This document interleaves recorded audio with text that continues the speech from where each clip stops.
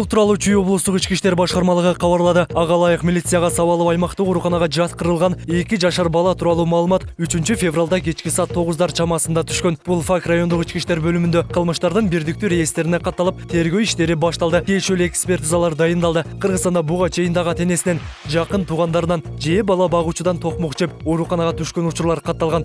Социалдык тармактарда чуулганды видеолор жарыяланган. ЮНИСЕФтин маалыматына ылайык, Кыргызстанда балдардын 73% үй бүлөдөгү ташпоор жана тоготпогон мамиледен жапа чексе, 83,5% мектептеги зомбулуктун курмандыгы болот. Ысык көл облусунун Григорьевка айылында автоунаа көпүрөдөн түшүп кетип, 1 адам каза болду. Бул тууралуу өзгөчө кырдаалдар министрлиги билдирди. Маалыматка ылайык, кырсык тууралуу таңкы саат 7:20 чамасында билдирүү түшкөн. Окуя болгон жерге барган куткаруучулар 27 жаштагы эркек кишинин сөөгүн автоунаадан чыгарып, милиция кызматкерлерине өткөрүп беришкен.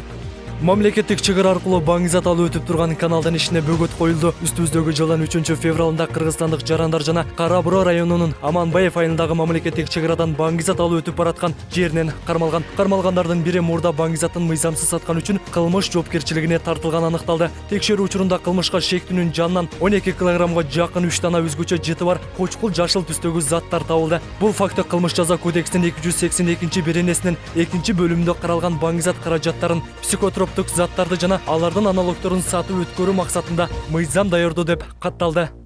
Чүй облусунда курал жарак оокдары сакталган жай табылды. Бул тууралуу УКМКнын маалымат кызматы билдирди. Тактап айтканда, жашыруун жайдан Макаров тапанчасы, Калашников автоматы жана 7.62 калибрдеги бир нече гильзасы жана Макаров тапанчасынын 9 мм огу, унанын Казакстанга тандык номуру, ошондой эле жардыргыч түзүлүштөгү колго жасоо үчүн башка заттар алынган. Алдын ала маалыматтарга караганда, табылган курал жарак оокдары кылмыш жасоо үчүн даярдалып жаткан болушу мүмкүн. Куралдардын кайдан алынганы, аны жашыруун сактоону уюштурган адамдар аныкталууда.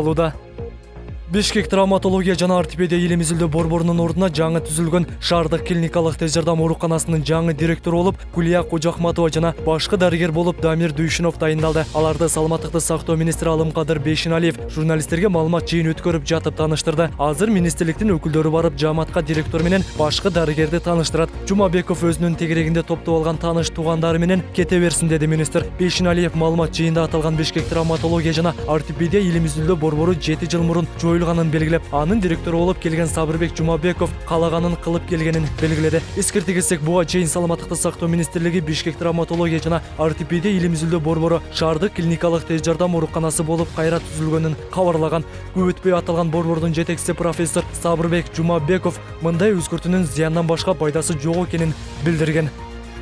Бишкек шаарынын мэри Айбек Жунушалиев кол койгон буйруктун негизинде Нурлан Шаршыналиев үстемер кызматына дайындалды. Нурлан Шаршыналиев борбордун жол транспорт, курулуш, тышкы жарнак сыяктуу тармактарын көзөмөлгө алат. Бул кызматты ага чейин аркалап келген Талайбек Орозов мэрдин дагы бир буйругу менен Бишкек суу чарба ишканасына жетекчи болуп бекитилди. Нурлан Шаршыналиев 1985 жылы Кемин районунда туулган. Экономикалык жана юридикалык 2 жогорку билими бар. Эмгек жолун Бишкек шаарынын Октябрь райондук администрациясынын каржы бөлүмүндө иштөө менен баштаган. Андан тышкары Бишкек мэриясынын 2 бөлүмүндө иштеген.